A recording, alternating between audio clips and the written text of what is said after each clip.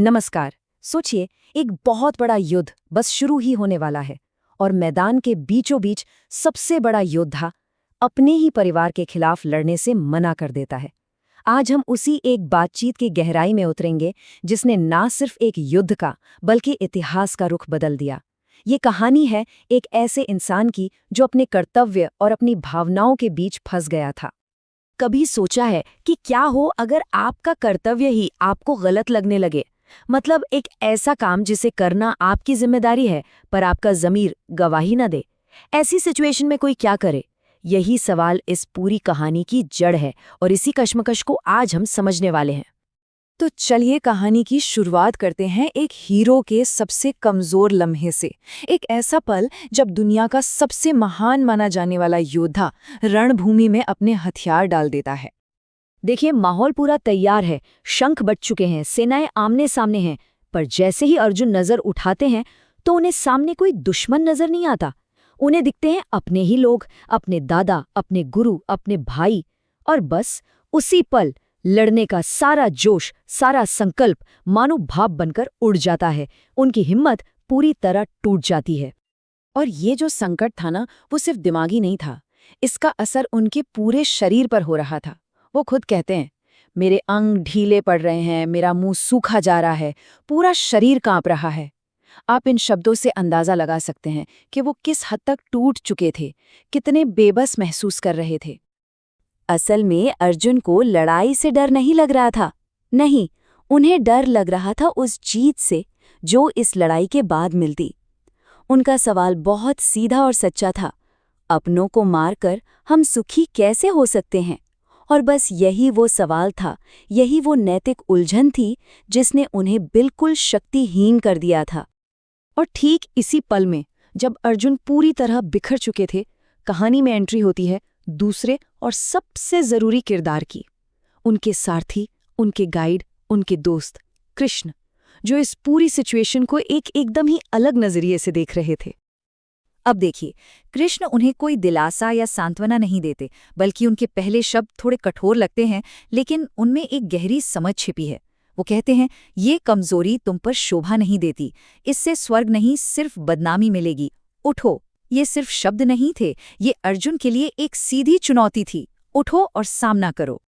तो चलिए अब कृष्ण की बातों के सार को समझते हैं। देखते हैं कि ये जो ज्ञान है, ये जो फिलॉसफी है, वो किसी भी इंसान को मुश्किल घड़ी से बाहर निकलने का रास्ता कैसे दिखा सकती है। इस पूरी बातचीत का जो सेंटर पॉइंट है वो है धर्म। अब धर्म का मतलब सिर्फ कोई मजहब या पूजा पाठ नहीं है। यहाँ धर्म का मतलब है आपका कर्तव्य, आपकी सही जिम्मेदारी, समाज में आपका सही रोल। और अर्जुन की जो मुश्किल थी ना, वो असल में दो धर्मों के टकराव की वजह से थी। एक तरफ था उनका क्षत्रिय धर्म जो कहता था अन्याय के खिलाफ लड़ो, और दूसरी तरफ था उनका कुल धर्म जो कहता था अपने परिवार को बचाओ।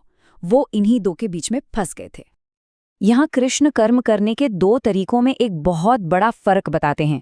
पहला, आसक्ति के साथ कर्म, मतलब जब हम कोई भी काम अपने फायदे या नुकसान को सोचकर करते हैं, इससे क्या होता है? टेंशन, चिंता, दुख। और दूसरा तरीका है अनासक्ति, यानी बिना किसी अटैचमेंट के कर्म करना, जहाँ पूरा फोकस सिर्फ अपने कर्तव्य पर होता है, रिजल्ट पर नहीं। अगर हम आज की भाषा में कहें तो ये आउटकम के बजाय प्रोसेस पे फोकस करने जैसा है। और जब हमारा ध्यान सिर्फ काम पर होता है, ना कि उसके नतीजे पर, तो काम भी अच्छा होता है और मन भी शांत रहता है। और ये जो अगली बात है ना, ये शायद इस पूरी बातचीत का सबसे जरूरी हिस्सा है। कृष्ण कहते हैं, तुम्हारा अधिकार सिर्फ कर्म करने पर है, उसके फल पर नहीं। सोचिए इस पर जरा। मतलब हम बस अपना काम कर सकते हैं, उसका नतीजा हमारे हाथ में है ही नहीं। और जिस पल हम नतीजे की चिंता छोड़ देते हैं ना, उसी पल हम आज़ाद हो जाते हैं सही मायने में अपना काम करने के लिए।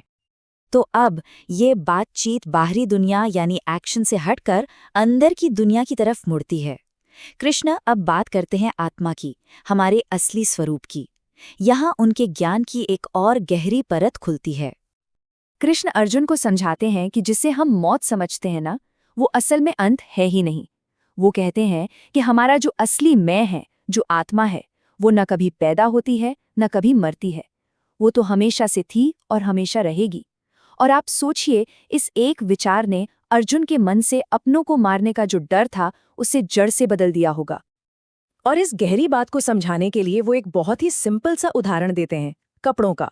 वो कहते हैं, जैसे हम पुराने फटे हुए कपड़े उतारकर नए पहन लेते हैं, बिल्कुल वैसे ही आत्मा एक पुराना शरीर छोड़कर नया शरीर धारण कर लेती है ना? इस एक मिसाल से पुनर्जन्म जैसा मुश्किल कॉन्सेप्ट भी कितना आसान लगने लगता है। तो सवाल ये है कि इस सारे ज्ञान का, इस पूरी बातचीत का अर्जुन के दिमाग पर क्या असर हुआ।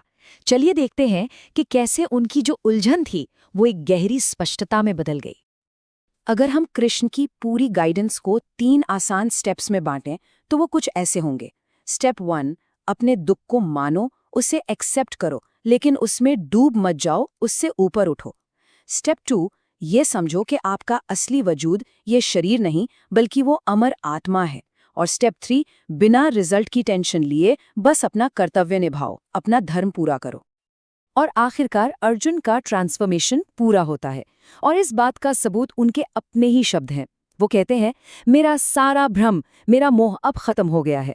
आपकी कृपा से मुझे सब याद आ गया है। अब मैं पूरी तरह दृढ़ हूँ, मेरे मन में कोई शक नहीं है, और मैं आपकी कहे अनुसार ही काम करूंगा। उनका जो अंदर का युद्ध था वो अब खत्म हो चुका था। तो ये कहानी हमें एक बहुत ही गहरे सवाल के साथ छोड़ जाती है। जब हमारी अपनी जिंदगी में ऐसे पल आते हैं, जब लगता है कि सारे रास्ते बंद हो गए हैं, कुछ समझ नहीं आ रहा, तब वो हिम्मत, वो क्लैरिटी, वो आगे बढ़ने की शक्ति आखिर कहाँ से मिलती है?